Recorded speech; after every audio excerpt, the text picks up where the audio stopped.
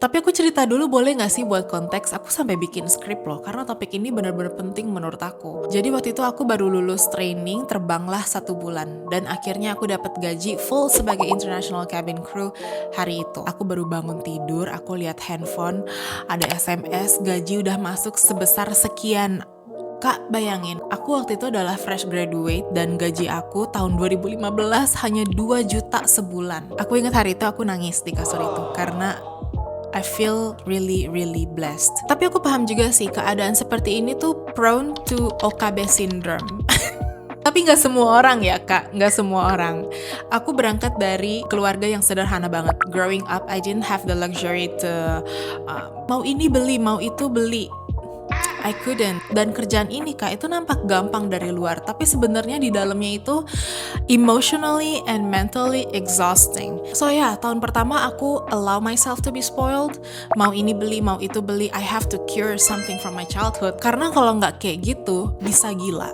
Beneran, self-reward itu penting menurut aku. Namun di saat yang sama aku juga breadwinner for my family, #sandwich_generation. Jadi aku sadar aku harus punya plan. Gak bisa terus-terusan mau ini beli, mau itu beli. Mind you, I'm not a financial expert, but this simple way works for me. So, kalau kamu mau niru, diatur aja ke keadaan masing-masing, oke? Jadi setiap habis gajian aku selalu split semuanya. Yang pertama daily living expense, yang realistis aja. Aku juga orangnya nggak suka nongkrong sih. Kedua family support, tapi aku sadar semakin dewasa kalau supporting your family is free will. Jadi jangan sampai kamunya yang tenggelam. Remember the rules, oxygen mask for you first and then assist others. Terusnya, keberapa sih? Ketiga ya.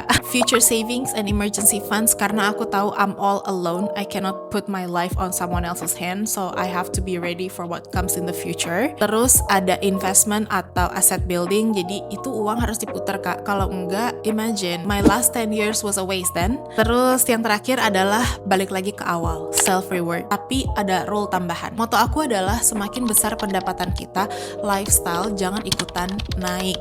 Kalau bisa lifestyle tuh biasa aja. Gimana caranya supaya pendapatan ini lebih sustainable daripada untuk showing other people that we've got money. Nah, terus aku ada satu tambahan rules untuk self reward ini. Sebenarnya aku pelajarin dari podcastnya Raditya Dika waktu itu. Kalau aku mau purchase sesuatu yang valuable, yang mungkin harganya cukup mahal, aku harus ngejalanin syarat ini dulu. Misalnya aku mau beli tas harganya 10.000. Aku harus make sure kalau aku udah sanggup beli tas itu sebanyak 3 kali. So 10.000 dikali 3, 30.000. Aku harus punya uang sebesar 30.000, and then I will allow myself to purchase whatever it is that is expensive. Jadi tujuannya tuh supaya aku nggak kalap. Most of the time setelah uang aku terkumpul, hati dan pikiran aku lebih sinkron sehingga aku sadar apakah aku butuh barang itu atau aku cuma pengen aja. Kalau ternyata aku nggak mau banget, yang ada di hari H aku udah terkumpul uangnya, malahan aku nggak jadi beli. Malahan uangnya dialokasikan ke hal yang lebih penting or sustainable. Sebenarnya intinya OKB itu menurut aku berangkat dari pola pikir sama upbringing, ya nggak sih? Maybe I was an OKB before and I didn't realize that. I could have allowed my childhood to take place in my life and turn me into an OKB person. But then sebenarnya keadaan aku sebagai sandwich generation mentone down diri aku supaya nggak begitu head on hidupnya. Dan aku sadar kalau aku tidak mau mengulang sandwich generation itu lagi, sehingga aku harus berusaha sekarang saat aku muda, berusaha bertanggung jawab atas diri aku sendiri. And for that I have no time to be OKB.